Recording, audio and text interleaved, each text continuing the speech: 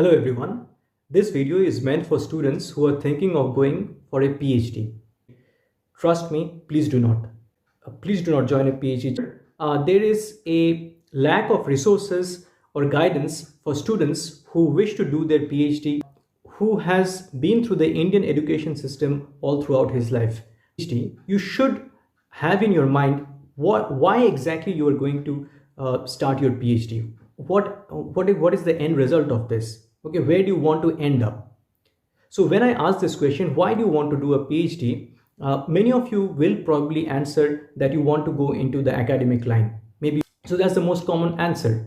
Now there's nothing wrong with that, but you have to calibrate your expectations with the realities of life.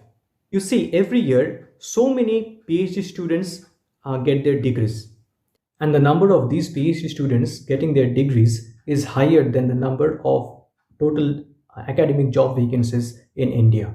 Okay, but you have to understand that some good level academic research is done in only a limited number of these institutes. So the question arises as to what do you want to do after you have done your PhD? Do you want to go into a job or into a place with very little scope for research? So again, I say that you have to calibrate your expectations accordingly. You have to understand that the competition is becoming increasingly fierce in these places. Okay, so it was always top-notch competition there. In time, the competition is becoming more and more fierce. So among the huge number of students who are getting their PhD degrees, even from these places which I just mentioned, only a very minute fraction of them will be able to get their jobs in these institutes. So this is fact. And as I said earlier, if you calibrate your expectations in such a way that okay, maybe you don't want, maybe you're happy to, but still the competition is not light. Okay, so now till now the situation in India, as I said, it is becoming extremely competitive, but it is not as bad as, because the situation is so ultra, almost killer level competitive.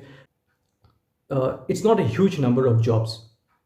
Okay, it's not a huge number of jobs, and you have to remember something, that on the job prospect side, that after doing your PhD, and this is very important, after doing your PhD, your mentality becomes such that you kind of cannot take up any and every job that comes your way. There are only certain kinds of jobs which you will feel kind of motivated to even think of taking up. Okay, so that is also something very important. So after your B.Tech, I mean, anything goes. Okay, so you get a job, you take it up, it's fine. But after your PhD, it's not like that. Okay, and your age is also higher, so there are those considerations also. If money is the motivating factor for you to join a PhD, and even more unfortunately, if it is something like you are not getting anything else, maybe you're not even getting a decent job, and that is why you want to get into PhD, trust me, please do not. Okay, please wait a little bit, get a normal job, even if the salary is not too much. In a few years time it will increase. Please do not join a PhD just because you are attracted by that stipend. You will never ever become rich by becoming a professor.